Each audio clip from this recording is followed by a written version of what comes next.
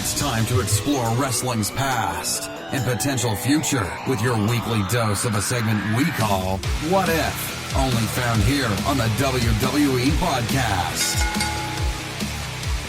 Welcome back to another episode of What If? As always, tonight I've got Anthony DeMarco here with me to discuss this week's topic of what if WCW won the Monday Night Wars. Certainly a topic that could be combed through for hours and hours, but we'll give you the short and sweet of it to the best that we can. And Anthony, awesome to have you here. I'm really glad you selected this topic. Yeah, it's been a topic that I've thought about, I'm sure like many have. But what kind of ripple effect it would have had? And I guess thinking back to it, and, you know, because of our difference in age, you could probably speak to this better than me.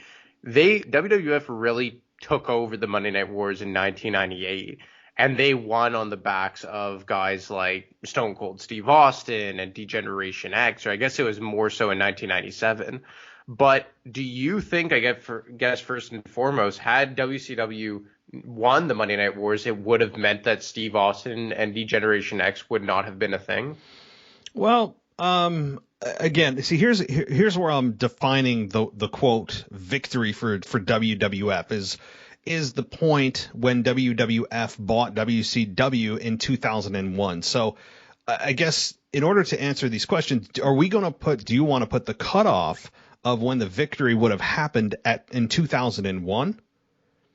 Yeah, I guess that's more fair. So we just have a actual hard line to draw off because like you said, if we start playing even though the show is called What If we start going timeline by timeline, we could go in 55 different directions. Exactly. So just for everybody's really just being clear here, it is 2001 that we would have said, okay, WCW was the victor. So I mean, if this had happened, certainly it would have shaken the wrestling world to its foundation, just as WWF buying WCW. I think that it would have certainly been a different wrestling product as a whole today in 2021, 20 years later, rather. We would have been looking at this product going, oh my God, would Stone Cold Steve Austin have been Stone Cold Steve Austin, to answer your question? Yeah, I think he would have, because he was the hottest he ever was in 99, 2000 is really where he was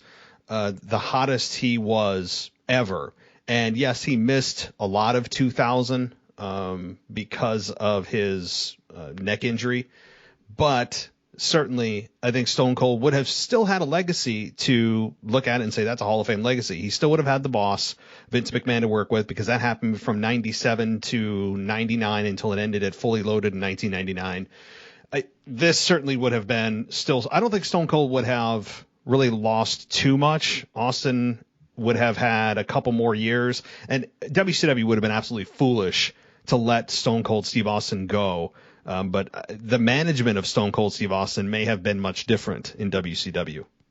Well, as we got into the Ruthless Aggression era, which was pretty much the post Monday Night Wars era in a lot of ways, and kind of the victory years for WWF or WWE at that point, we saw stars like Batista and Orton and Brock and Cena all take off, and they all came from the OVW system. And I guess look at the WCW roster. At that point later on, the NWO were getting older. I guess Goldberg would have stayed on top. Sting probably would have stayed on top as he went over to TNA and had a real nice run there. But do you think that there were any specific WCW characters that would have become a lot bigger had WCW stayed in power? Well, if WCW were the victor here, they stayed in power, that's a hell of a question. If WCW was the victor, I think that the people in talent anyway that would have benefited the most, that's man, I really have. You kind of threw a curveball at me there, only because I didn't watch WCW. I was a WWF guy, and I only got my big taste of WCW when they were part of the invasion. So when you look at it in reverse and say, okay, WWF would have invaded WCW, I mean, who would have really been a benefactor over there? I mean, you could still look at Hall and Nash. And actually, I'm glad you brought that up, because the biggest benefactor probably would have been some of the top stars, because the reason they didn't come to WWF is because they had guaranteed contracts that didn't expire for another year, so they weren't part of the invasion. If the invasion angle was the reverse, they wouldn't have had to worry about it and would have been a part of the whole invasion angle that was relatively panned by fans and saying, hey, this wasn't that great, in part due to the fact they didn't have those big stars. So I think you would have had those big stars from WCW. In WWF, I'm trying to think of a reason why you wouldn't have brought over the biggest stars possible to WCW. You would have Austin. Triple H was injured at the time, but eventually he would have made his way over. The Rock, once he get back from Hollywood, would have came over. So I think that still would have been the top stars. Hogan, Nash, Scott Hall, Ric Flair was still there. Sting probably would have eventually met The Undertaker in that environment. I really think that. I know that Vince and our Undertaker's very loyal to Vince, but I think you would have seen an Undertaker Sting matchup. So as much as we would have, there was a lot of downside to this, and maybe we'll get to that. I think you would have seen matchups that we only could dream of happening right now in WWE. And then I think about like what would have come in the aftermath, like because following the invasion angle, they really ushered in the brand split and they split the rosters down in half, like Raw and SmackDown. And WCW, if I remember correctly, their secondary show was Thunder.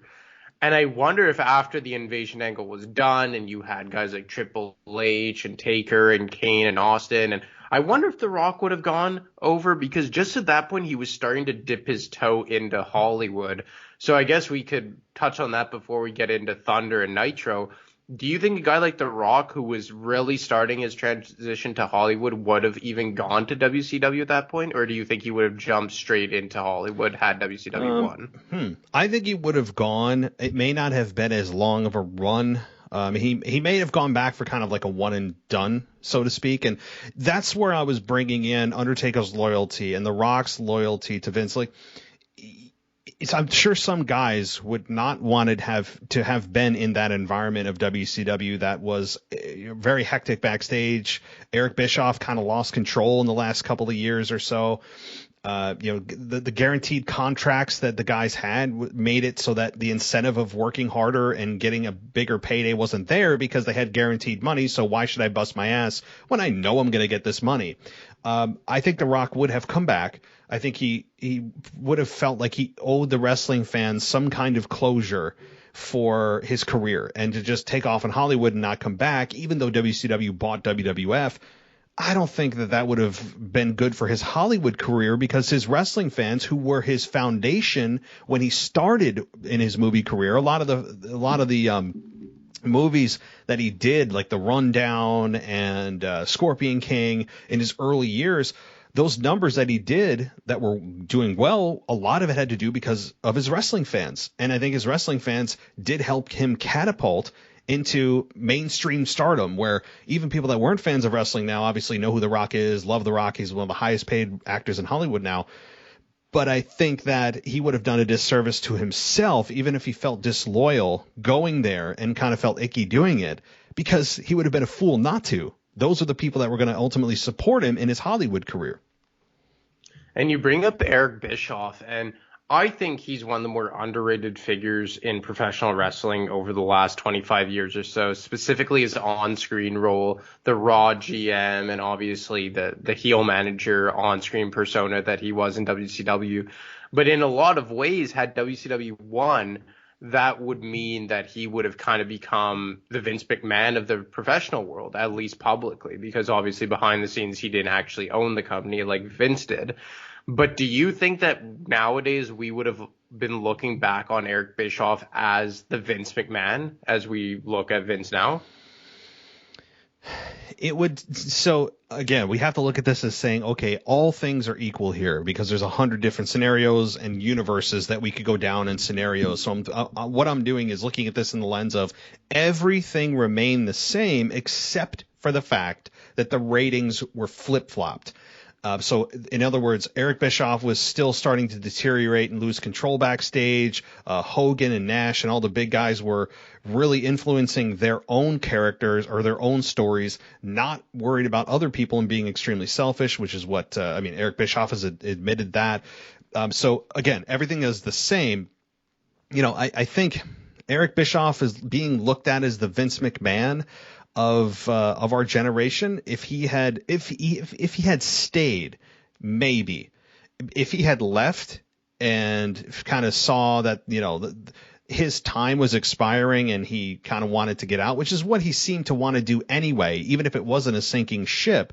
He seemed to kind of be burned out from everything I've listened to with Bischoff at that time. So again, if he didn't, if he stayed, if he was still the owner in 2021, I think there's a hell of a chance you'd look at this and go, man, Vince had something good going, but Bischoff did X, Y, and Z better. And you got to admit that he superseded Vince McMahon. So you could say he was a good parallel to Vince. You can't take anything away from Vince of being the first nationally televised pro wrestling event. He's the one that ended up taking wrestling mainstream. So he would be, I think people would look at Vince as the originator, but look at Bischoff as the guy that took that and built on that and took that to the next level. And then I look at another guy who I feel like made his best name post-invasion angle as well, and that's Paul Heyman. And I know for maybe hardcore fans who were diehard ECW guys, and even back in WCW in the early 90s or whatever it was, they always loved him. But I guess for a guy like me, a bit younger, and I was more of a diehard WWF, WWE guy, Heyman, I feel like, has just become one of the most beloved managerial figures in the history of professional wrestling. And if we remember directly following the invasion angle, he came back as Brock's, I don't know if it was his advocate back then, but it was his manager. And then he was writing SmackDown backstage, and he came back as the on-screen SmackDown GM, had a cup of coffee when ECW came back, and now we know what he's done since 2012, and now with the Tribal Chief. But a guy like Eric Bischoff, do you think that he would have found his way back into WCW, a place where he actually started out? Or Paul Heyman, sorry. Paul Heyman. Do I think he would have gone back to WCW? Yeah, exactly. I probably yes. It's going to be hard for me to say no to any of your questions relating to would so-and-so have gone back to WCW. The reason I say that is when you look at this, if they were the only big game in town, like WWE was from 2001 until 2019 when AEW sprung up, I think that with the only big game in town, regardless of what you really thought about management or the fact that you may be, kind of being disloyal to Vince or what you believe in or whatever, if that's your craft and that's the only big game in town, you'd be kind of foolish to not at least give it a try.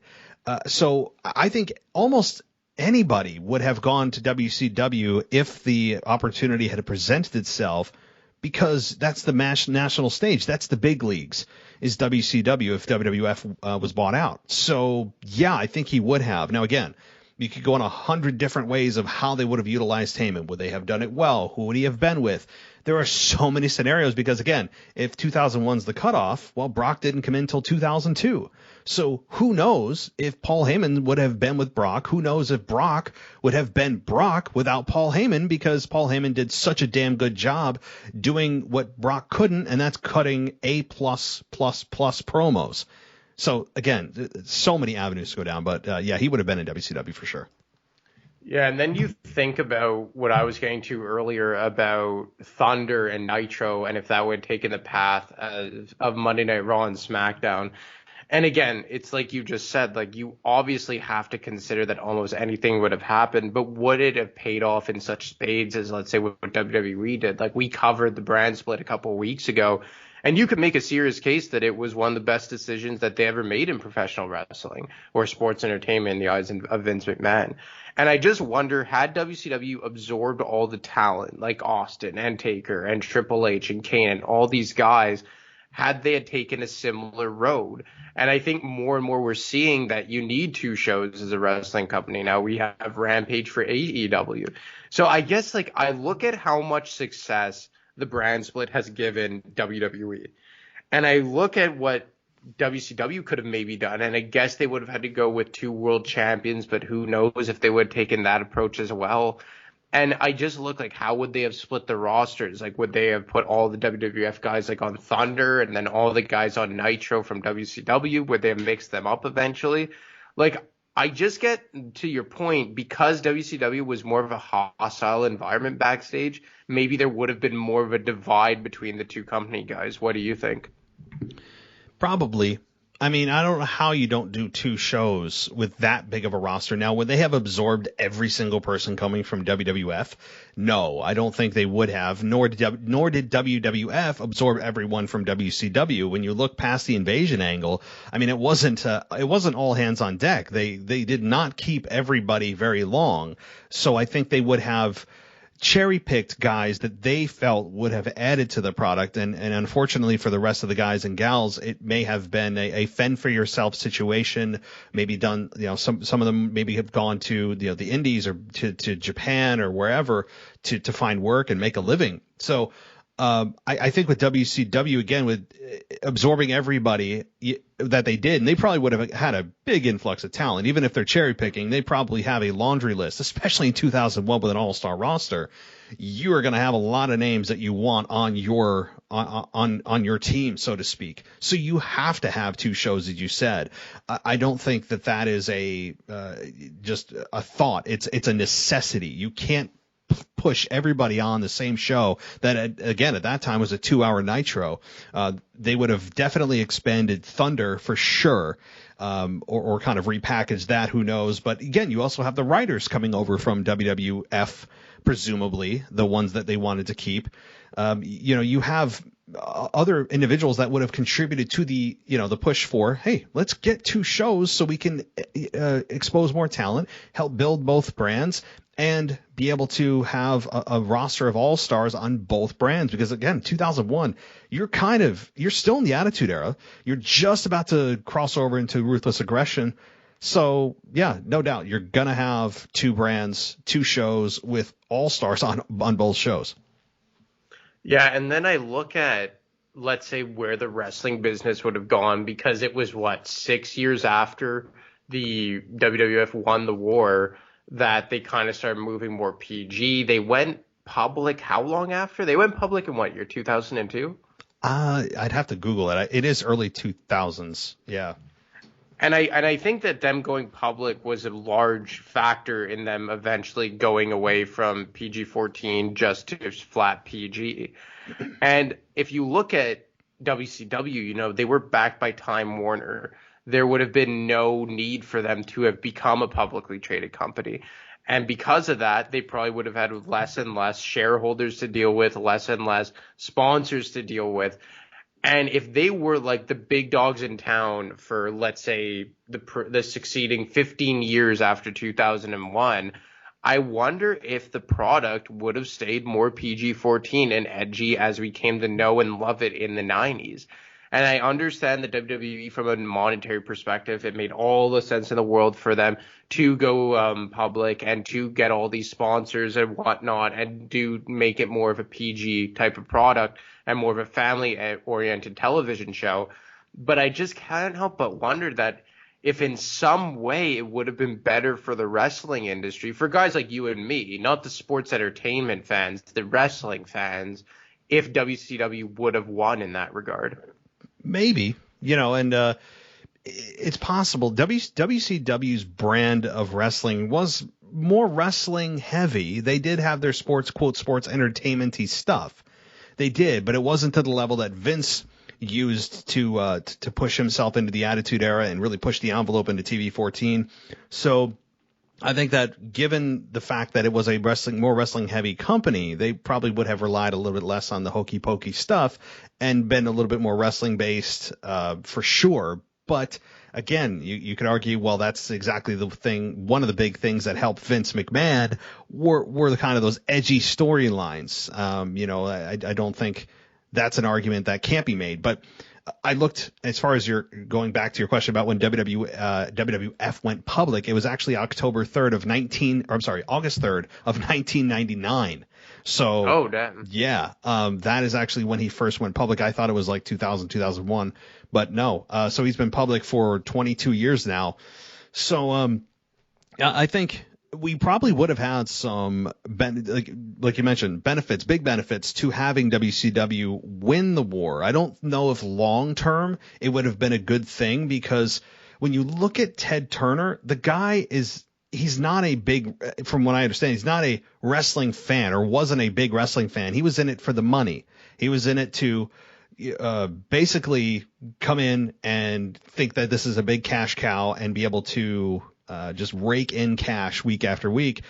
And I don't think that he had the understanding that Vince McMahon had to be able to run a wrestling organization. Obviously that panned out to be true, but I think the biggest problem and the biggest issue with WCW was management, was the day-to-day operations and creative. I think it was more behind the scenes necessarily than it was on camera, albeit WCW had the finger poke of doom and David Arquette as WCW World Champion. That was just critically panned, really bad moments for the industry. But it's kind of circling back here. I'm getting to it. I think you would have had a different product in terms of focus more on wrestling, less on the hokey pokey crap.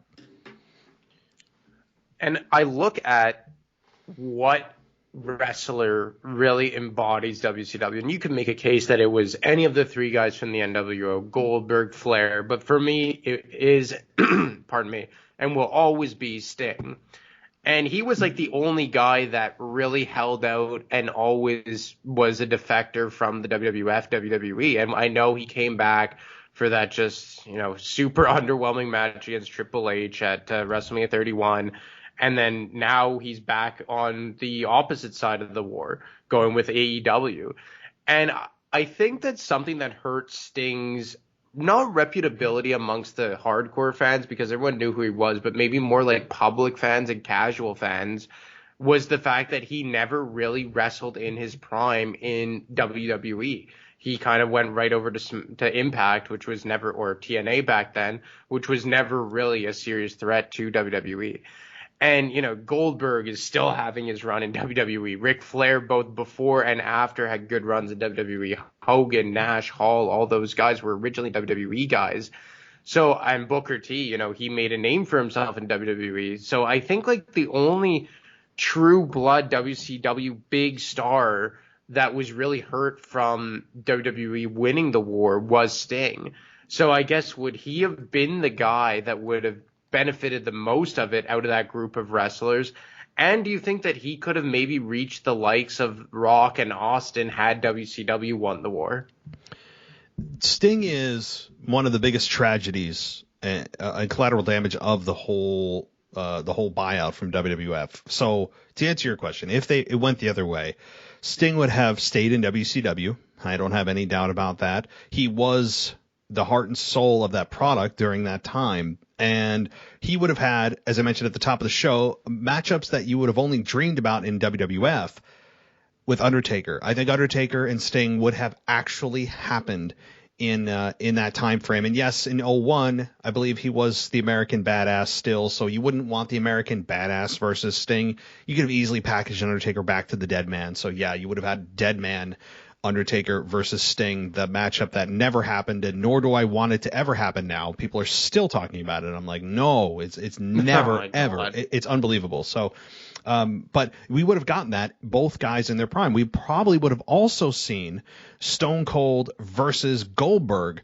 a match that, I mean, again, I just because of their intensity, both guys' intensity, obviously their very similar look with the goatee and bald head. You would have had matchups that maybe even Stone Cold versus Hulk Hogan, the matchup that never happened. That, again, a tragedy in and of itself. So I don't think it's necessarily all bad here or really all good that WWF bought WCW, because there's so many things that I think we would have missed out on if WCW had been able to be the victor. Again, I don't know about the long-term health. That's a topic that or discussion that you could have about the long-term sustainability of the organization because of lackluster management or whatever other cancers they had going on there. But Sting would have been looked at and regarded as a WCW legend, still is. but I think his career would have probably been even more illustrious had WCW survived and beaten WWF, because I think he would have been in front of the camera a lot longer and had other guys, top guys from WWF coming over he could work with. On a side note, and it's completely unrelated to the topic that we're talking about right now, but talking about Goldberg back then and how awesome he was and how over he was, is it not just a downright tragedy how he is viewed nowadays?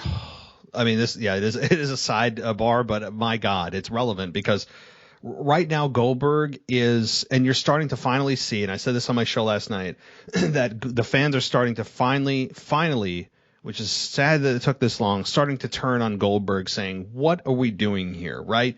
Why are we having Goldberg automatically in championship matches that he's just by birthright being able to get in because he's Goldberg? And on top of it, he's having bad matches. I know, I appreciate the effort with Bobby Lashley that he tried to do more than just spear jackhammer. I get it. I appreciate it, but I don't want it because we know you're not capable of it. And I'm scared about the health and well-being of your opponent you're trying to perform it on. And it's a damn tragedy because I understand what Goldberg meant to do WCW. Hell, I even enjoyed his quick run when he came back in 2016 to face Brock Lesnar. That was fun for a little while, but he has way overstayed his welcome, like to the point where fans are, again, finally turning on him. And I cannot wait to hear the crowd reaction when Bobby Lashley and Goldberg get back in the ring, presumably again for the WWE championship. It's going to be beautiful to hear. Yeah, and I guess as we wrap it up here, and we stay away from Goldberg because he is just such a stain right now on the product, and it really is truly sad. But I guess the big question for me would be is we know that post, let's say, Ruthless Aggression, guys like Orton and Cena, and to an extent Brock and Batista as well, really became the faces. And because they came from WWE's developmental system in OVW, run by Jim Cornette at the time, if I'm not mistaken, I truly wonder if they would have ever become big, massive stars, or if WCW would have just continued to push the same old status quo guys like they notoriously did in the late 90s. So I guess just in closing here, do you think had WCW won, they would have run the risk of ruining the next generation as we came to know it? And do you think that in the end, they probably would just run themselves out of business? I think exactly what you're saying would have happened. They would have been the reason that they didn't survive, unless they addressed the elephant in the room of, hey, we cannot have guys just because of their status try to influence their own creative at the expense of other guys, being selfish in their creative. And again, Hogan, Nash, and Hall, among others that were just running roughshod over creative, doing what they wanted, and so forth. So yeah, unless they address that, I think they would have been doomed. And the ratings would have fallen. People would have been, frustrated with the company and their creative.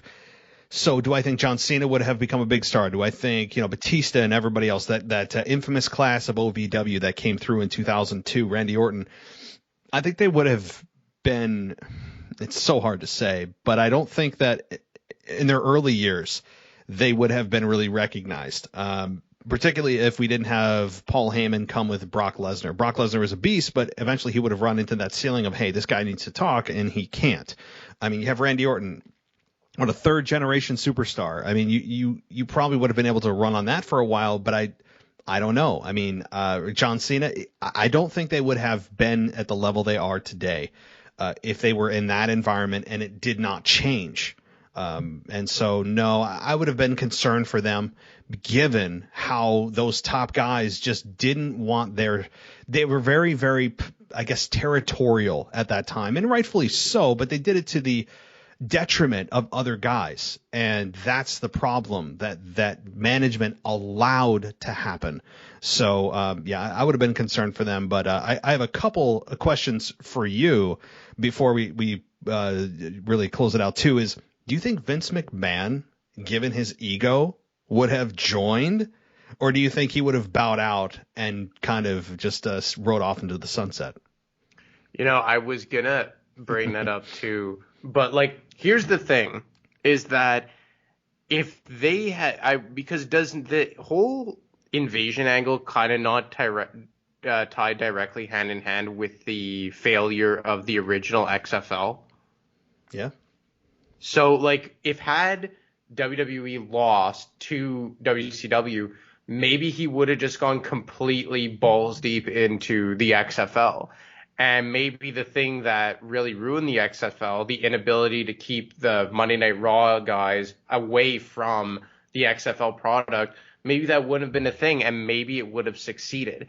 I think that he has such a disdain for Ted Turner and the way that they view wrestling, or viewed wrestling, because they don't exist anymore. But, like, I'll always remember the clip from Vince McMahon's documentary where he said Ted Turner called him and said, "Hey, Vince, I'm in the wrestling business too."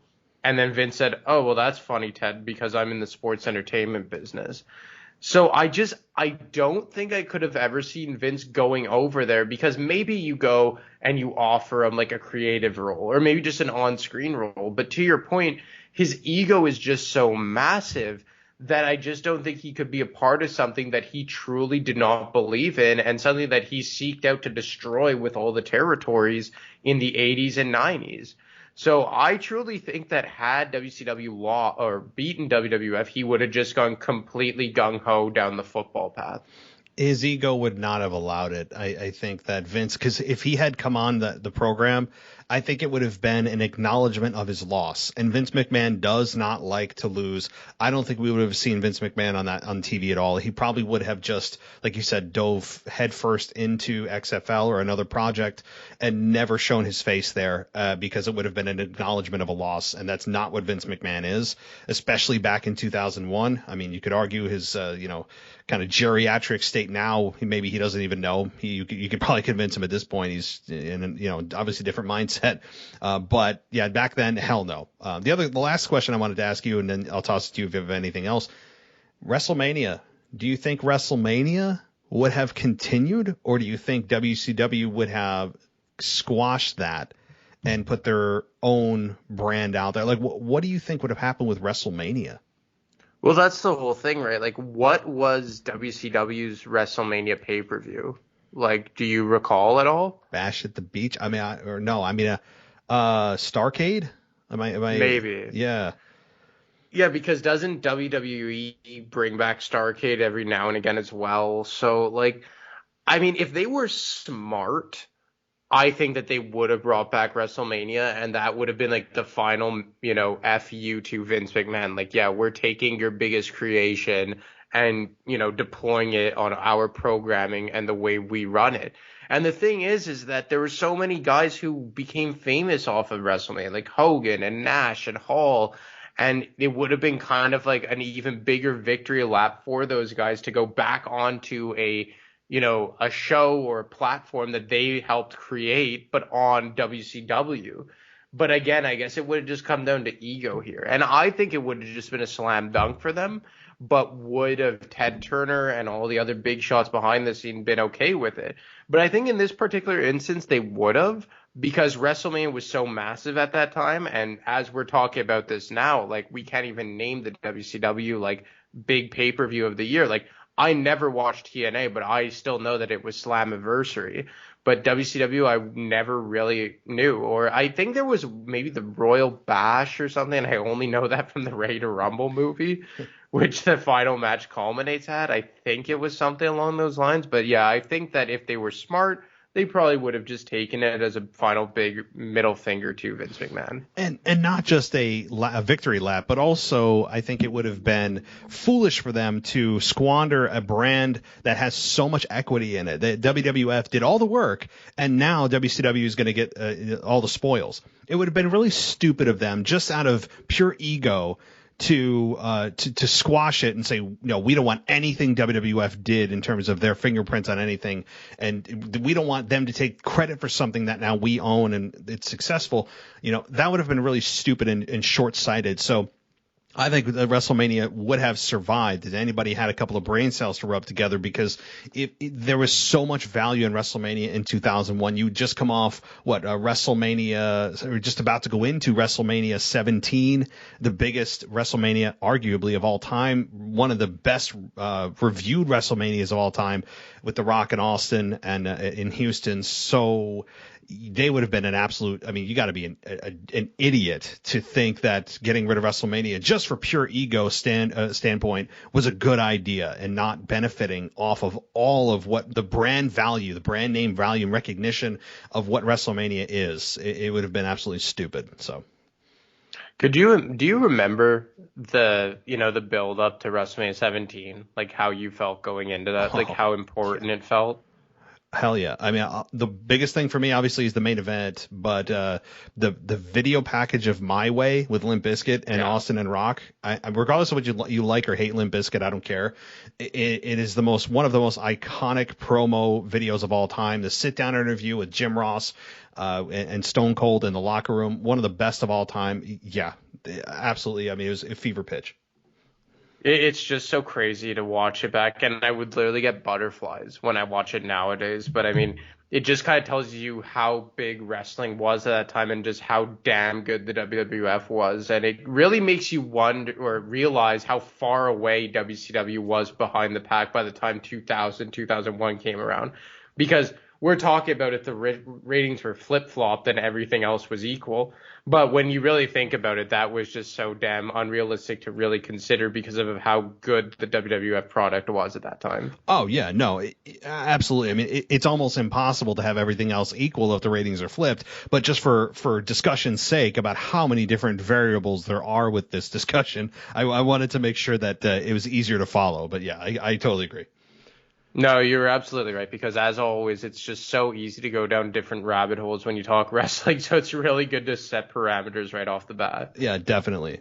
So, well, this has been, as always, so much fun, and again, you could have like a part 2, part 3, part 4, part 10 to this, about different aspects of what would happen if, not just high level stuff, but diving into specifics. What if, like with WrestleMania, or what talents would have stayed, what talents would have gone, about the OVW class coming up, who would have been successful. There's just an entire, almost an infinite amount of topics that you could talk about. And I know we only barely scratched the surface on this one, but as always, it's been a blast.